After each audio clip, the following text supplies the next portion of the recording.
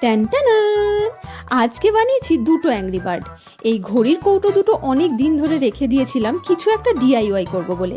আগেও একটা pen stand বানিয়েছিলাম যেটার ওপর ক্লে দিয়ে ডিজাইন করেছিলাম। তাই এবার ভাবলাম ক্লে নয়, একদম অন্যরকম করে কিছু একটা বানাবো। তাই অ্যাংরি বার্ডের দুটো ক্যারেক্টার বানাচ্ছি। শেষ পর্যন্ত দেখো আর অবশ্যই জানিও কোন বার্ডটা তোমাদের বেশি ভালো লাগলো।